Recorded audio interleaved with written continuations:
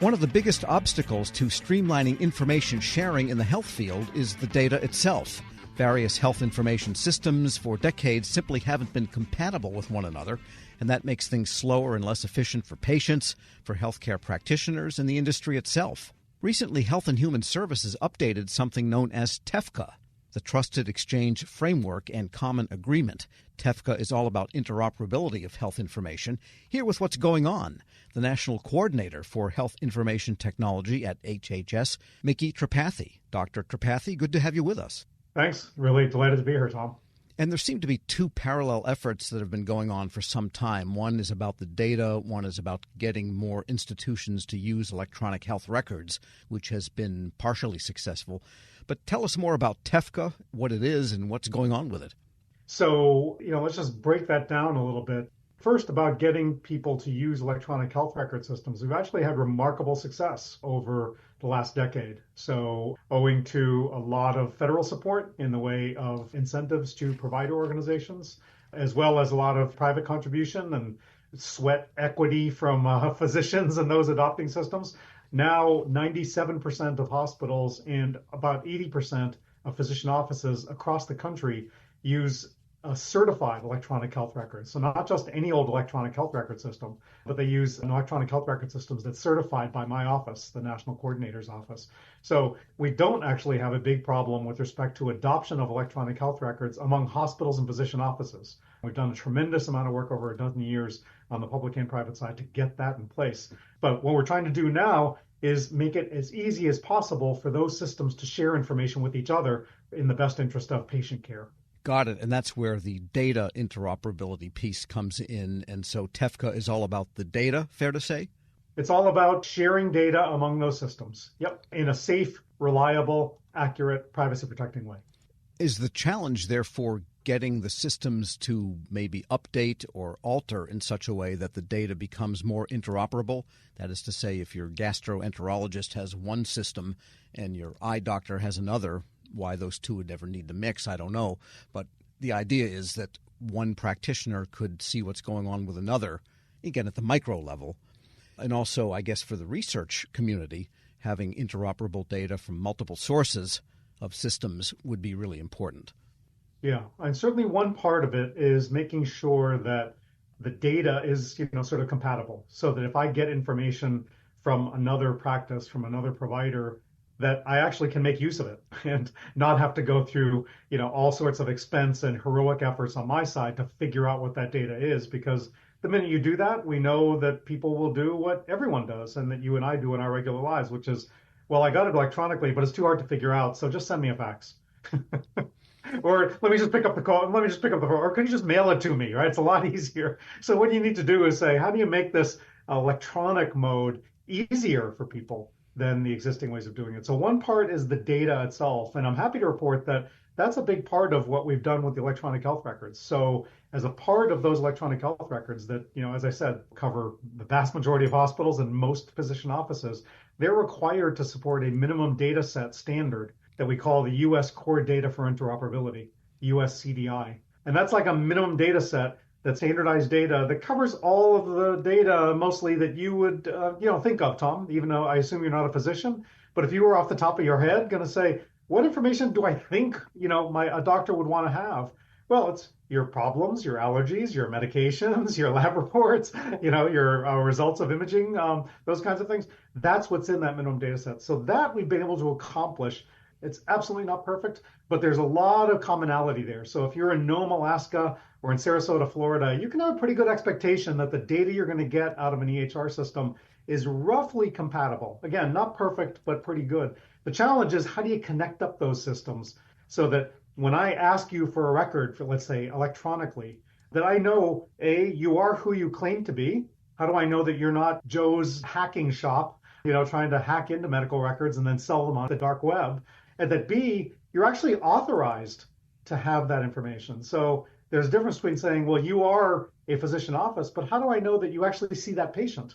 Because if I give that information to you and you actually don't have a treatment relationship with that patient, that's a violation of privacy from an ethical perspective. It also could be a violation of law as it relates to HIPAA nationally as well as state. So that's what these networks do, is provide that overlay of governance and technical and policy requirements that give everyone assurance that everyone on this network is a responsible actor. And if they don't act responsibly, there'll be penalties and sanctions associated with it.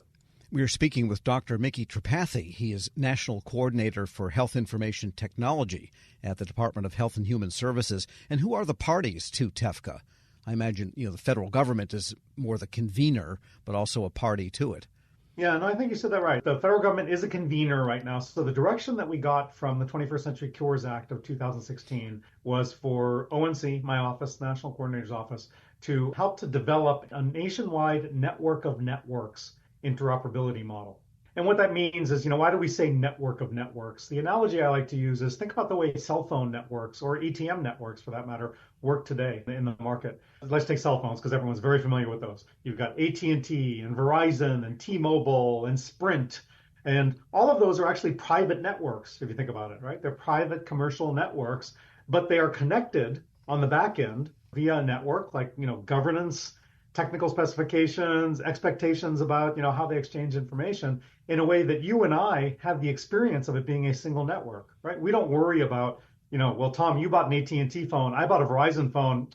We're not going to be able to talk with each other, right? We never worry about that. We go to Best Buy and we buy, or go to wherever you go, and you buy the cheapest, best phone for your needs, and it's going to be connected with everything else. Right now in healthcare, we have hundreds of networks, literally. Some of them are state and local networks. Some of them are nationwide networks, but they really don't connect with each other.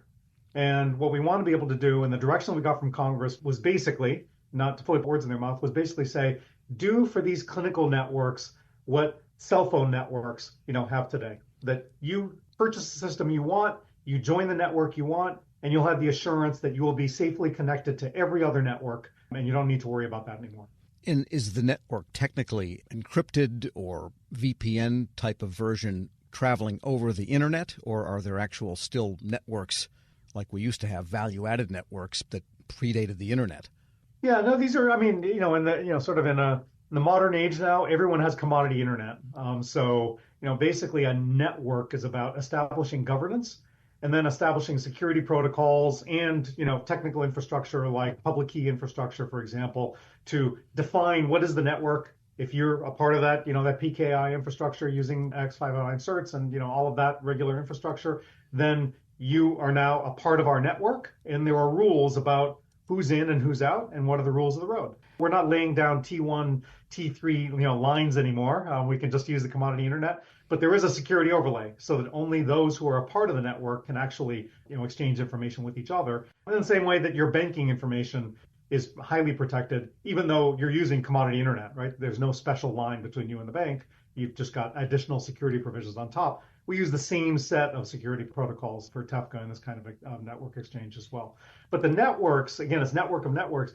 The networks are already established networks. That's the principle, is that we're not starting from scratch to build these from the ground up. We're saying these are networks that already have, a significant number of participants already, and they have to meet certain eligibility requirements as well as, technical performance requirements to be considered a TEFCA network. And once they pass those tests, then they're able to, go live and connect with each other. And first responders and that whole community often generates the initial information on health when they respond to someone who might be injured or burned or whatever the case might be. Are those party to TEFCA also? That's a great general example, actually, of some of the gaps that exist in the marketplace today and that we want to be able to use TEFCA to help fill. So, as I said, there are a number of networks now. There are literally hundreds of networks across the country that exchange information. And the private sector has actually done a fantastic job. Before joining the federal government in 2001, I was very much a part of that, sitting on the boards of some of these nonprofit networks. And so I saw firsthand how much they had accomplished.